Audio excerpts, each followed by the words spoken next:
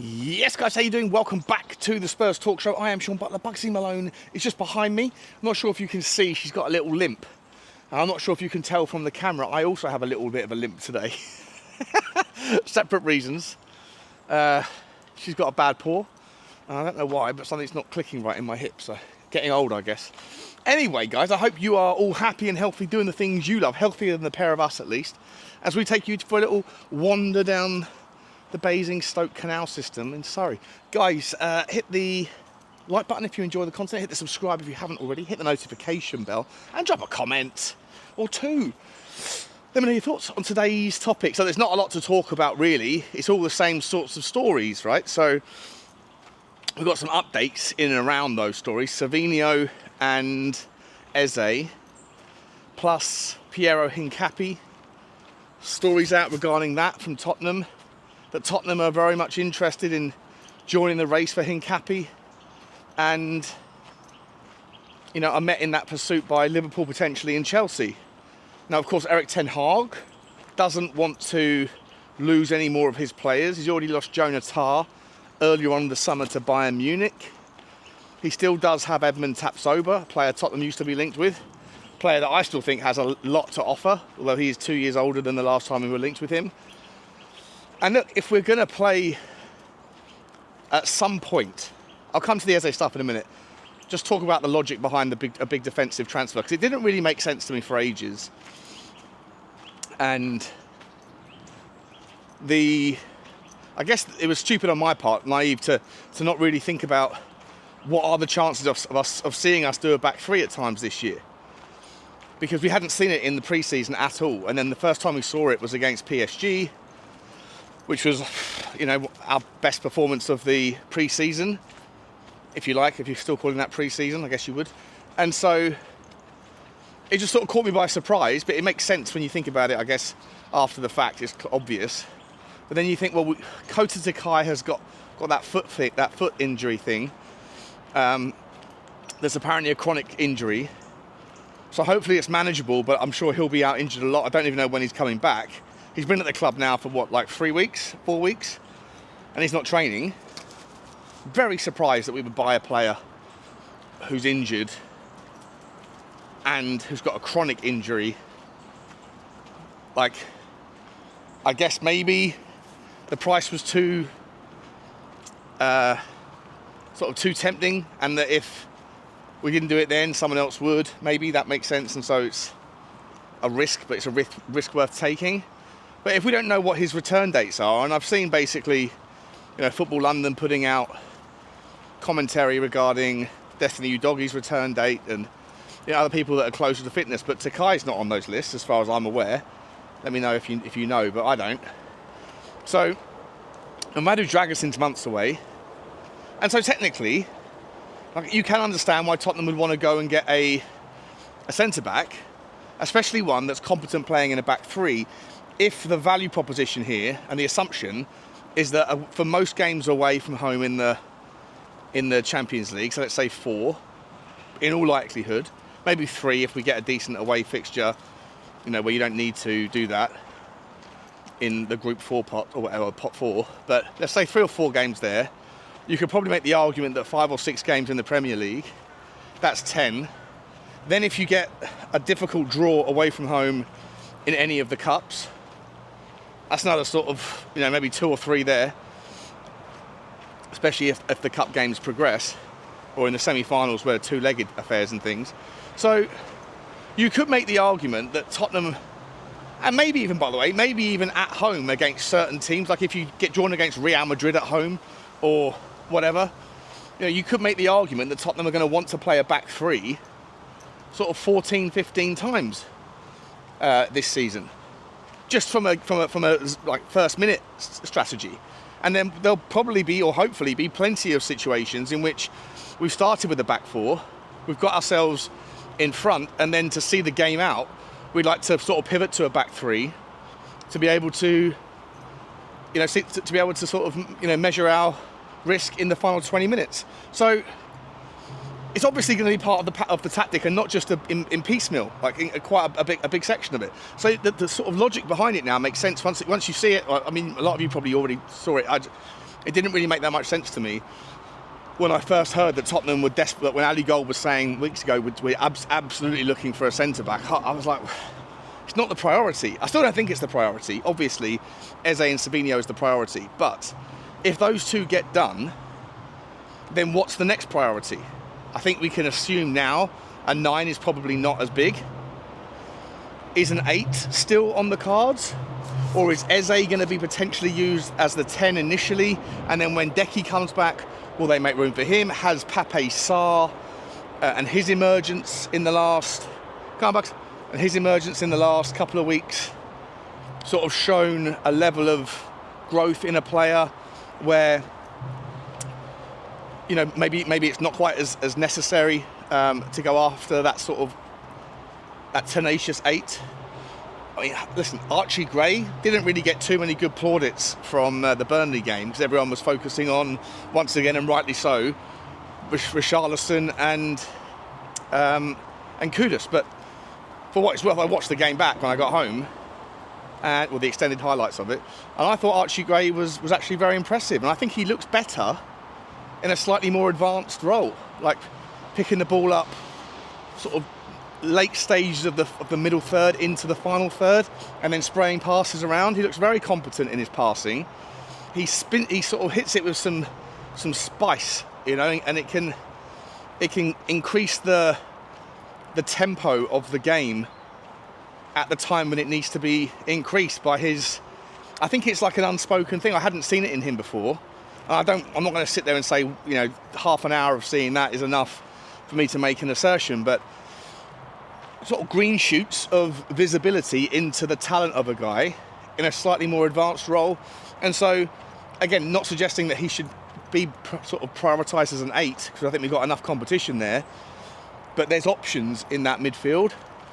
There probably could be a situation where you could see a Polinia and an Archie Gray playing alongside each other, even, you know, and not just because of injuries to other midfielders. Not saying that would be the first choice, but I think just I'm saying there's lots of options. So with regards to transfers, if the 8's no longer necessary, then, or as necessary potentially, then you go, well, probably is going to be a fullback or a centre back, and ideally a hybrid, and ideally a left side. And so where do you go? Well, if Piero Hincapie is the preferred choice, but Erik ten Hag said he's not selling, they're going to politely recognise the attention that the Premier League is sending their way, but politely decline. And I think, you know, Brentford, we were linked with Brentford's new captain yesterday, and he, you know, Brentford had a stinker against Forest, so I can't imagine, you know, that Brentford are going to be willing to sell any more of their more important players. They need to be adding squad strength, not selling. And I'm just sort of trying to think about where else do you go. Like if you're looking for someone that can play primarily in a 3, but then in a 4 can play as a left back, there's a few names out there. Castello Lucaba was a player that Tottenham were linked with. Very capable, very fast, very left-footed, great at running the ball out. You know, really impressed Castello Lucaba when he went to RB Leipzig. I think he's a really top player. He's still young, fits the profile. Maybe Leipzig would also rebuke most of these advances because it's late in the window now, and they also have got to replace some of their sales that they've already made. And with Xavi Simon's about to go as well, you know, it just looks like it will be difficult. It will be difficult. On the other hand, you say, well, could you make Leverkusen an offer that they can't refuse? Well, you could do, but that becomes a lot more difficult, guys, if Eze and Savinho are also overpriced. And that's what I think I said yesterday on the Spurs 5. I think that we're going to end up, I expect both players to come in, but I really do think that both players will be overpriced. I think that Eze is going to end up costing us sort of 65 million quid, 63 million quid, something around that. He will probably be a club's record transfer in and of himself. And then he'll probably also be the new club's highest earner, because I think he's already paid quite well at Palace. I think he's already on 150 or something. So if he comes over and he'll want to be earning 190, 200, new club's highest earner. Might not necessarily break the structure, but would be in and around it. And he rightly should be, a senior pro at Tottenham. And then, of course, you've got Savinho, which it looks like we're desperate to do. The latest on the Savinho story, again, is his agents have been working really closely with Vinay, apparently. Vinay's been sort of, apparently, according to reports, and I don't know, I've got no idea what the truth is, I'm just telling you what's out there. But like those guys are working together, the agents are in London, and the agents now are sort of taking the reins to try to make this deal work. Remember that Tottenham were also linked yesterday to Rico Lewis. Very versatile player in Manchester City's sort of younger echelons of their squad. And not just Tottenham, there's like 5 or 6 different teams that have all expressed an interest in Rico Lewis. And Rico Lewis basically said no. When Pep was asked about him, this is where you can infer a few things, right? So Pep was asked, is Rico Lewis leaving the squad? And he said, no, I hope not. I don't think so. I'm paraphrasing here. He said he wants to stay, so he stays. So can we infer from that Pep Guardiola, there is truth to that notion that if you want to stay and they don't want to sell you, then as long as you're buying into the process of not necessarily being a 90 minutes a game guy, if you want to be there and we want you, then we can all be happy together and reject the offers. But if you don't want to be here, then we're happy for you to leave. I think Savinho will get done as well. But again, I think it will be a new club's transfer record, £70 million. And I think it will be punchy for Tottenham to do this. I know most of you don't care about how much money we spend, but there is an opportunity cost. If you overpay by 25% on Savinho, and probably overpay by 15-20% for Eze as well, that might end up being £35 million of an overpayment. On top of what a lot of you think is a 35 or 45 million pound waste of money on Mathys Tel. I disagree with that one fundamentally, but either way, it makes it very difficult to then go and get someone of the caliber of a Piero Hincapie, because whatever money you thought you had available for that, you're now 35-40 million pound less, because you've overpaid to get 2 deals in Savinho and Eze done, which are far more important, far more consequential, and far more desirable, I think, for most people at this stage of the window. Again, the club have to do what the club think is in the best interests of the club and the club's goals this year, the team's goals. But for me, I think that there is collateral damage to this notion of just pay the money. And every other time we've just paid the money, we've ended up with egg on our face a little bit in terms of the value proposition. But with Savinho, I think the only other way you could potentially structure the deal to be able to save enough money to go and get a Hincapie, go and get a Castello Lucaba, go and get like an Evan Ndicka from Roma. Evan Ndicka used to be at Frankfurt, was a baller when he was at Frankfurt, absolute baller. And is that right? That's where he was, wasn't it? Yeah. And then we were linked with him.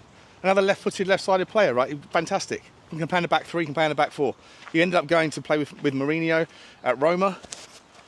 I haven't been that impressed with him since he's gone to Roma, not because he's not been a great player. He's done very, very well. I think he's been injury-free. I think he's played there most minutes, I believe. One of the top 3 or 4 defenders in terms of clearances and interceptions and tackles and all that kind of no-nonsense stuff. But that's the version of the player that I saw and became fond of in Germany was a player that could get the ball, drive it forward, run it out, take players on, even like a bit like Micky van der Ven can do. But he was very strong in the air, good pass with his left foot, and created balance. When he went to Roma, it just became more of like a no-nonsense type of guy. Like you go on the Y Scout, all of his best bits are just hoofing the ball clear.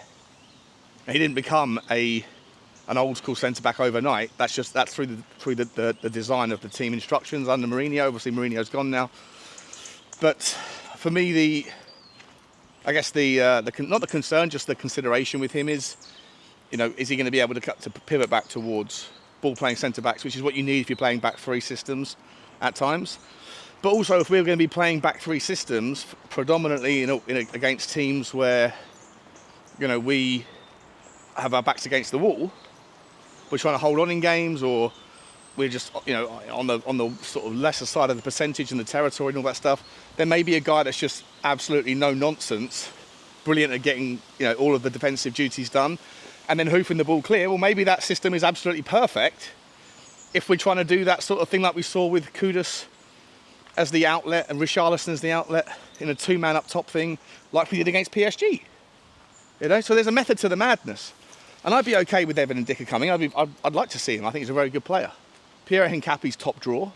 Castello Lucaba is the tier below, but he's still very, very young, very, very impressive, and no issues with him coming in either. All of them left-footed. All of them can play left back to a degree, but more prominently left-sided centre-back in a back three, or left-sided centre-back in a back four. But they make sense. They do make sense. But where you have to shake hands with the reality, guys, is knowing that if you're going to say just pay the money for Savinho and just pay the money for Eze, we're £7 million short on Eze. Well, that's 10%, like 15% of what the realistic price tag is, even if that's true. And with Savinho, I mean, we're already at 70 million euros, and that's been rejected. So if we're going back in with a third or fourth bid, and it's going to be 75 million euros, you know, that's probably 40% overpayment on a guy. And normally I'm sitting there saying, you know, bear that in mind, there's an opportunity cost. At the same time, I would just love, selfishly, for Daniel Levy, for this particular time, this particular summer, to sit there and think about the value of the player to us now, rather than focusing on the future value of the player to somebody else, by considering whether or not £75 million is going to, or 75 million euros is ever going to present you with an opportunity to make a profit in the future. Because we don't really sell players. We never really sell players anyway, so it shouldn't be that much of a consideration. The only part of the consideration is, are we robbing Peter to pay Paul? And Peter being the centre-back that Thomas Frank needs?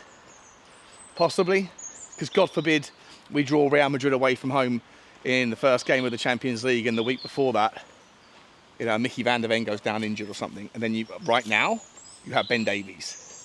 No problem with Ben, by the way, but you could, you know, that argument of like the step down process, right? Like, if your first team is here and your bench is here, is there a way that you can have the kind of the step off so that the drop isn't quite as steep? We shall see. But yeah, look, Hincapie at the moment looks like it's dead in the water. Eze, last thing I'll say is loads and loads and loads of different sort of ITK or insights over the last 24 hours. Paul O'Keefe said on Last Word on Spurs, everybody he talks to in the game, everybody, quote unquote, everybody he talks to, is saying that Eze will be a Tottenham player. Sounds promising. I tend to believe so as well, although there's a few clips, people reading into it, you know, him waving goodbye on the sort of by himself at the end of the game, or just saying, you know, a bit of a sort of private moment. You could certainly read into that. There's also a little clip, I'll see if I can put it up on the video now, of him walking out of the stadium and someone going, "Are you going to Tottenham?" And he puts this sort of look. It sounds like he says no, but it was also like a bro look. I'll put it on the stream. But I don't know. I think Eze will get done. I think it will get done tomorrow, probably. But there needs to be a breakthrough today. Paratici was at the game against Chelsea, or the Chelsea game, Crystal Palace Chelsea, so hopefully that was probably smoothing over. And then hopefully the Savinho agents are also, everyone's pulling in the same direction there. As I say, I completely understand the need to not overpay to the point where if you don't have any cash at all left for what you need to do in the centre-back spot, then there's a problem there, because you're one injury away from being very weak again at the back, right? And that's something we need to bear in mind here. The other thing you could do to make it a little bit sort of, you know, smooth over the waters, if you like, with the valuation gaps, especially with Savinho, is possibly put something onto the deal sheet whereby you give 25% or 20% sell-on fee to to Manchester City for a future sale. 15%, whatever it is. But maybe the difference in the valuation can be made up in that sort of thing. And that way, hopefully, you can also smooth over relationships with Manchester City so that in the future we can do business again, you know? Because Man City have got a lot of talent, and like I say, you know, they buy up all of the talent, and not all of them have to make it at Manchester City. So it's a respectful model in that element of it in and of itself. And it would be nice to be able to do a bit more business with Manchester City. I still got this horrible feeling though that Pep Guardiola is, you know, revenge is best served cold, and I think he's got a massive problem with Daniel Levy, and so doesn't want this one to happen, and he's going to waste all of our time letting us think it will happen, just for it not to. I hope that's not the case. And I really hope that the reality is that Savinho wants to go. His agents are in town to force the move, and that Pep Guardiola has a model, has a philosophy that says everyone has to buy in and be okay with the minutes that you're getting. No promises, no guarantees, and if you're not okay with it, you can leave. And that's what I'm hanging my hat on. And I'm hanging my hat as well on Eze coming. So I think that Savinho and Eze are going to be here. I think we're going to overpay for both of them. And then whatever's left over, we will have to see if there's enough to go and get a defender, a fullback. I'd be very surprised if there was anything more after that. But you never know. Maybe Tottenham Hotspur have landed on, maybe they found treasure in the form of a new investor or new investment from the current owners. Who knows? But stay strong, boys and girls. Keep the faith. I've got to go to the doctors and get a blood test. And I'll see you later on for a live stream. Like, subscribe and comment. And as always, bye-bye.